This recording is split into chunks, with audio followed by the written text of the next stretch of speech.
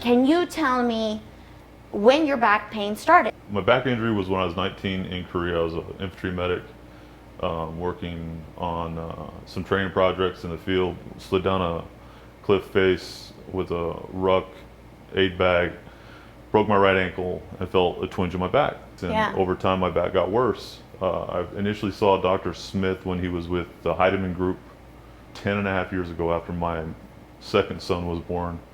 I got tired of taking all the narcotics that I had to take to function. It didn't affect me cognitively, but it affected me physically.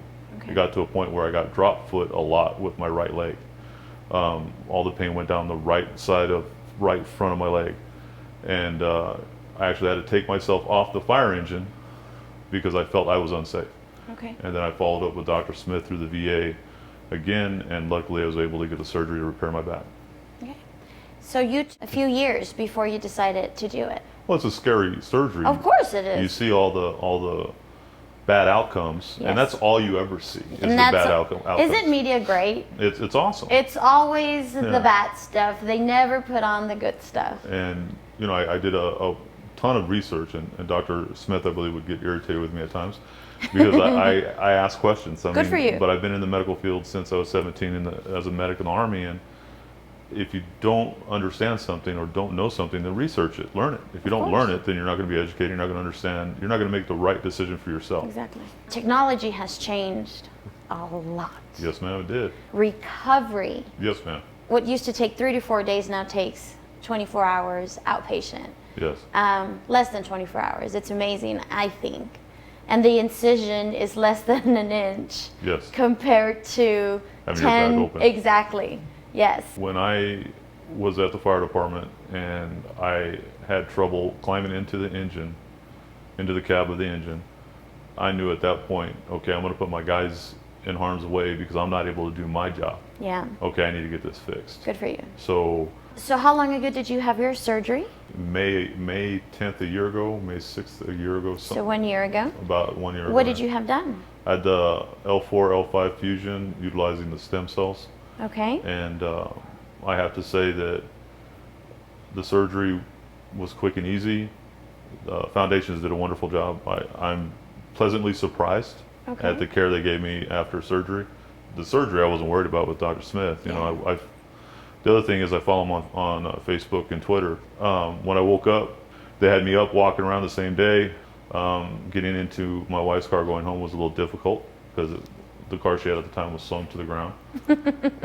I will say that the next morning I texted Dr. Smith and he answered immediately. I'm glad. It was a Sunday morning, which I was like surprised. I felt bad. It's like, wait a second, he only gets a couple of days off, a week, maybe. But I was walking 3 miles in a month. Good. 6 weeks after surgery, I was back on a fire engine. I was functioning as a driver operator. I was still the station captain. Cleared after 3 months for full duty. I'm back to full duty and I have no issues. So you're back to full duty, back with your team, ready to go. I've been, I also moonlight on an ambulance here in town, PRN. I was back on an ambulance after a few weeks as well. I have no issues, honestly. Like I'll play softball with the fire department's team. I have normal soreness the next day of a 44-year-old man. Yeah. I don't have back pain anymore. Good for you. You know, I'll be a little sore because I'm 44 and I'm playing softball. Exactly. You know, and you know, the one thing that I can always say is, if this technology was around 10 years ago, I would have gotten it done immediately. I'll be honest, I knew that Dr. Smith, not only because of his educational background, his continuing education, but I like he's a personable guy. You can talk with him. Great. Matter of fact, I'm moving to Joint Base Lewis McChord next month.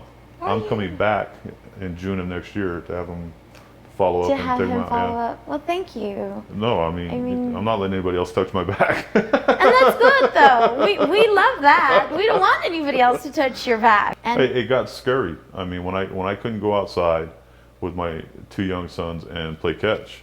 Yeah.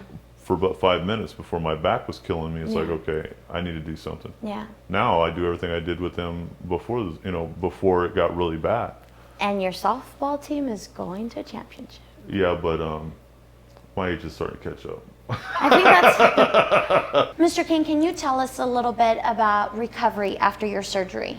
I used to take, I always say chew on, but I used to take anywhere between 4 and 6, 10, 30, 10, 325 Vicodin, 2 or 3 10 milligram morphine, and 2 or 3 tizanidine a day. The pain management was no longer managing my pain. Yeah. So the day of surgery, of course, like I said, I was in pain, but the next day that day when I got home, my wife was terrified because I got up and said, I'm gonna walk to the end of the block. And once I started getting my strength back, I had no more pain because it was... But you know your body. Exactly. The most frustrating thing for me was not being able to immediately go back to work. 3 months though, going back full duty to being a fireman, I think that's really good. I was back on shift after 6 weeks. After the first couple weeks, it wasn't a big deal. Awesome. But I have to say that it was the best thing I ever did. I'm glad. Period. I mean, That's awesome. Yeah. That's awesome. Again, thank you so much for taking the time to do this. No problem, anytime. Thank you. You're welcome.